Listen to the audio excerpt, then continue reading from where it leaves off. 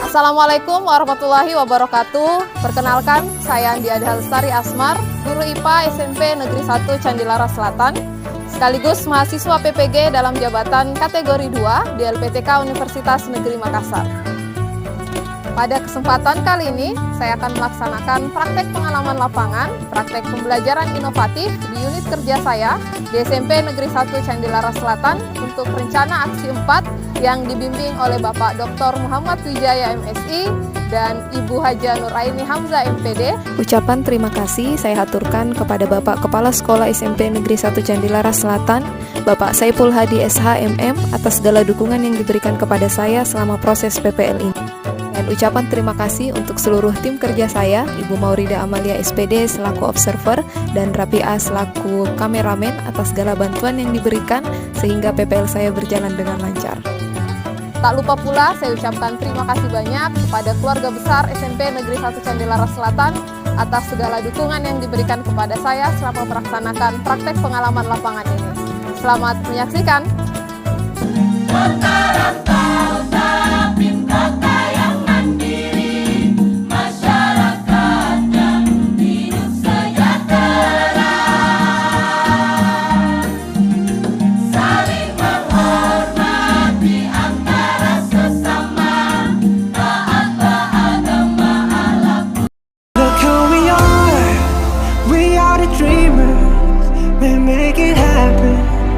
We believe it. Look who we are the dreamers. We make it happen. Cause we can see it. Warahmatullahi wabarakatuh. Waalaikumsalam warahmatullahi wabarakatuh. Apa kabarnya hari ini? Alhamdulillah luar biasa. Ya, alhamdulillahirobbilalamin. Kalian semua sehat, jadi bisa bertemu lagi dengan Ibu di pertemuan hari ini. Sebelum kita mulai pembelajaran hari ini, kita cek semangatnya dulu dengan tepuk semangat. Oke ya, tepuk semangat. Semangat.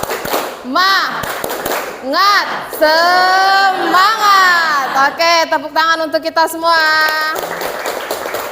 Doa dimulai.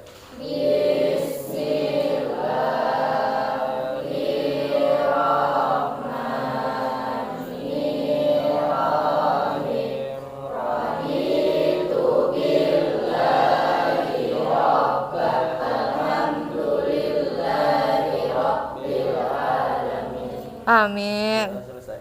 Ya, terima kasih Gilang sudah memimpin doa. Hari ini siapa yang tidak hadir? Oke, hadir semua ya. Ya, alhamdulillah hadir semua.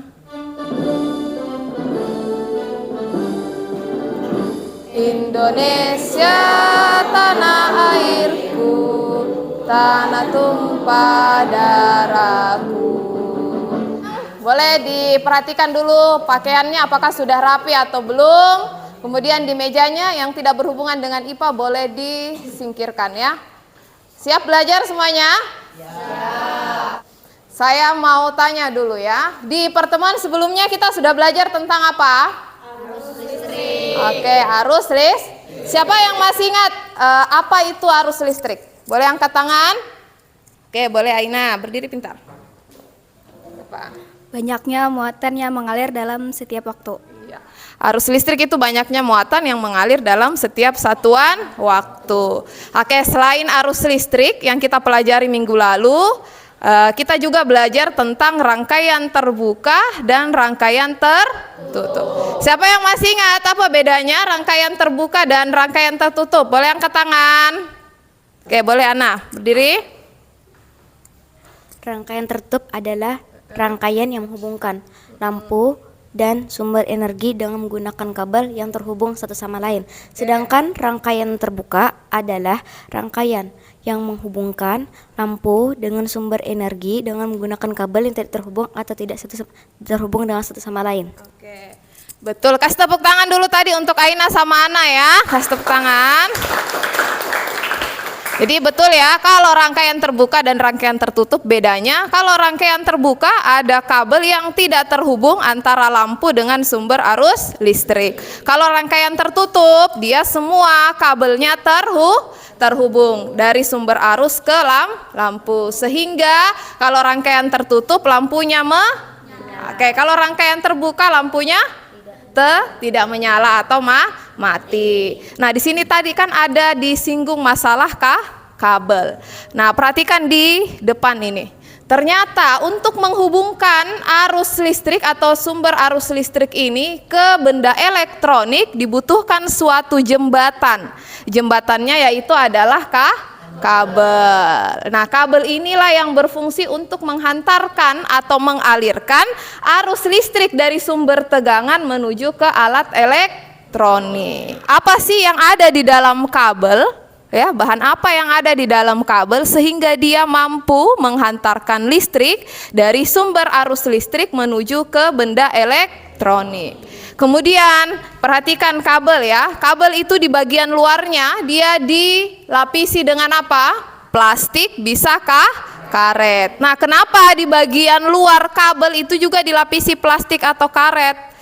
Kenapa harus dilakukan seperti itu? Inilah yang akan kita pelajari pada pertemuan hari ini. Sekarang perhatikan video ini ya. Listrik menjadi kebutuhan yang tak terpisahkan dari kehidupan masyarakat. Kebiasaan sepele ternyata bisa membuat listrik menjadi boros. Memasang AC pada suhu 16 hingga 18 derajat akan menarik daya listrik lebih besar. Hemat listrik sekarang berarti melindungi bumi untuk generasi berikutnya. Jadi apa upaya yang perlu kita lakukan? Yang pertama tadi ya, kalau misalnya ada barang-barang yang sudah tidak digunakan, misalnya kalian mencas HP boleh dicabut. Tadi sudah dijelaskan juga bahwa ketika kalian menghemat listrik, kalian bisa membantu daerah-daerah terpencil yang kekurangan pasokan listrik. Selain itu juga kita bisa membantu melindungi bumi dari emisi karbon dioksida. Paham ya? Jadi upayakan untuk selalu menghemat listrik. Ini adalah tujuan pembelajaran kita pada pertemuan hari ini. Jadi Ibu akan menggunakan model discovery learning dengan metode praktikum serta diskusi. Saya harap setelah pembelajaran ini kalian bisa yang pertama menyebutkan pengertian konduktor, kemudian isolator dan semikonduktor dengan tepat.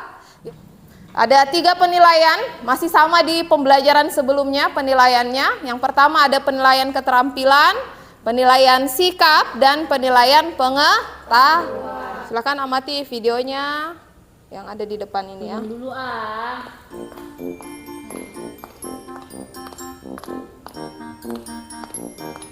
Setrumi.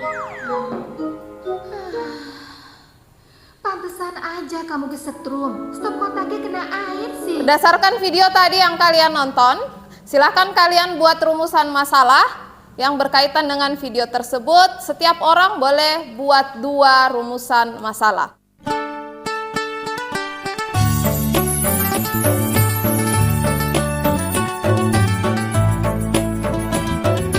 Siapa yang mau membacakan rumusan masalahnya? Boleh angkat tangan? Oke, boleh Arifin. Apa yang mengalir dan bahan apa yang dapat mengalirkan listrik? Oke, siapa lagi yang mau bacakan pertanyaannya? Apakah semua bahan dapat menghantarkan listrik? Tadi saya juga sudah berkeliling dan melihat rumusan masalah yang kalian tulis dan kurang lebih sama yang di depan ya. Oke, sekarang silahkan kalian duduk dengan kelompok kalian masing-masing. Kelompoknya masih sama dengan pertemuan sebelumnya. Silahkan cari teman kelompoknya.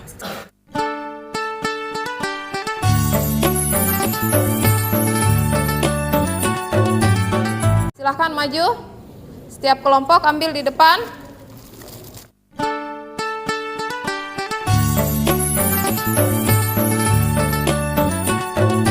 Ambil semua alat dan bahan yang ada di dalam kit listrik, kemudian kalian rangkai berdasarkan gambar yang ada di LKPD. Oke?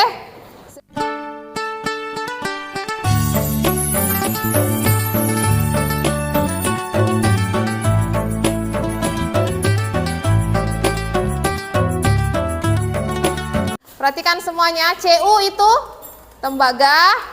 Oke? Silakan diganti-ganti bahannya.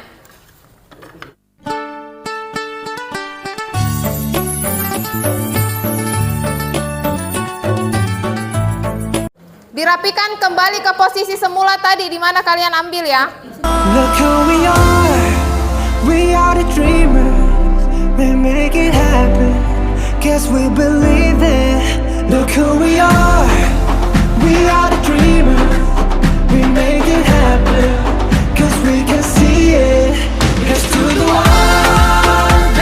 Assalamualaikum warahmatullahi wabarakatuh.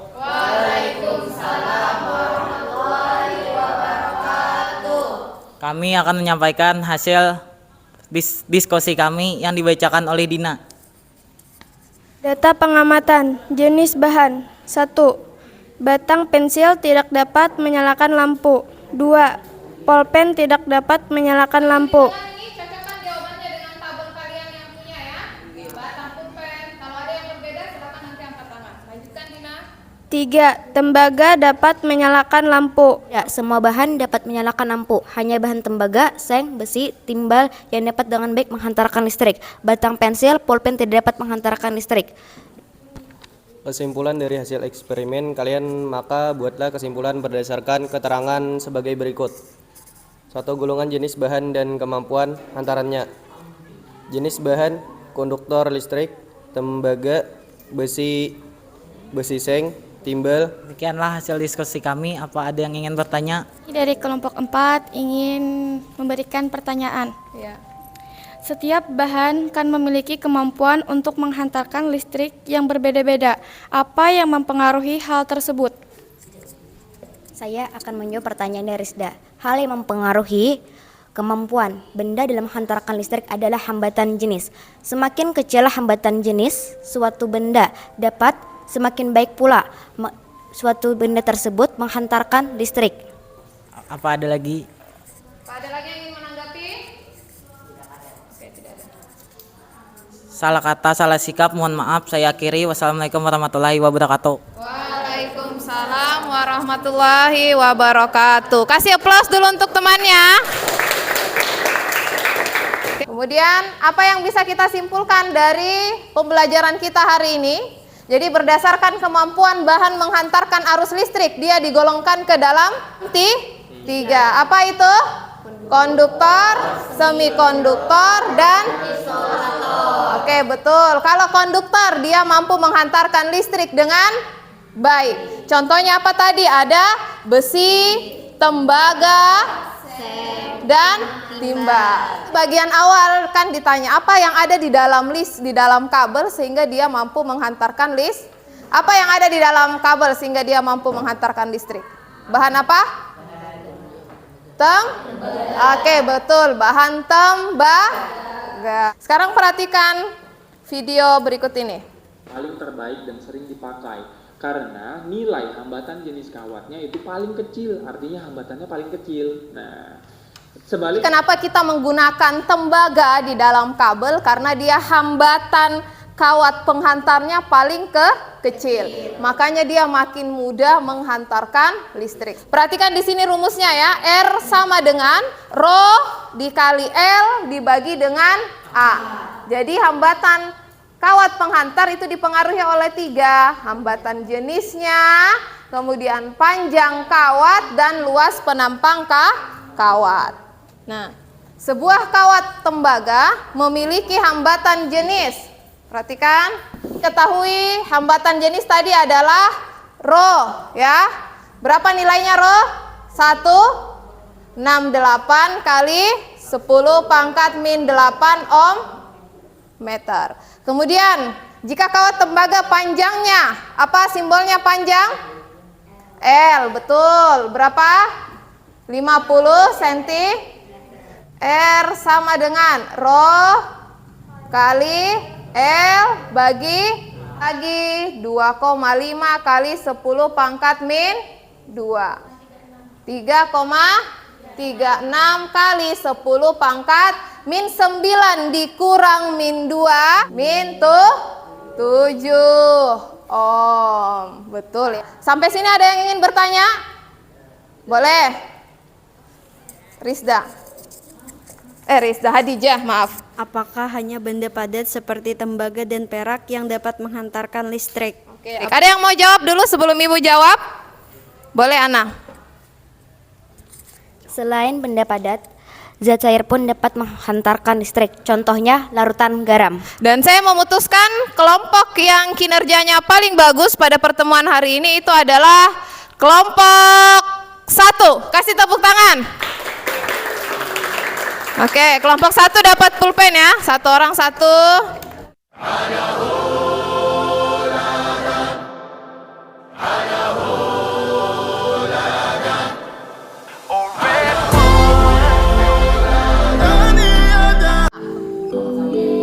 Sapi nomor 3, Hadijah 2, Ripa nomor 1. Pundak, kepala, kepala, pundak, kepala, tepuk kepala, snack. Tangan untuk kita semua. Gimana perasaan kalian setelah melakukan pembelajaran hari ini? Silakan berekspresi. Kalau pusing, pegang kepala. Kalau senang, boleh senyum dengan lebar. 1, 2, 3. Silakan berekspresi. Oke, terima kasih. Tepuk tangan untuk kita semua. Bagaimana? Apa yang membuat Ana tertarik saat belajar tadi? Yang membuat saya tertarik melakukan praktek, menambah pengetahuan, wawasan, kebersamaan, kerjasama ada. Terima kasih Ana ya, sudah mengungkapkan perasaannya tentang pembelajaran hari ini. Ada pantun dulu. Bola lampu bukan lampu Petromax. Jika menyala suasana terang benderang. Gunakanlah listrik dengan bijak, agar pengeluaran hemat, hidup pun senang. Untuk materi selanjutnya, kita akan belajar tentang rangkaian listrik seri dan paralel. Oke, jadi dibaca materinya untuk pembelajaran di pertemuan berikutnya.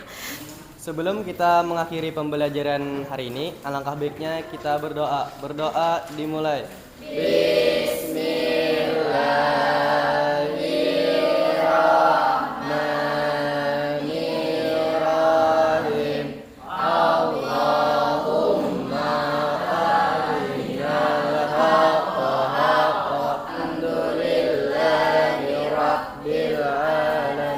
Amin.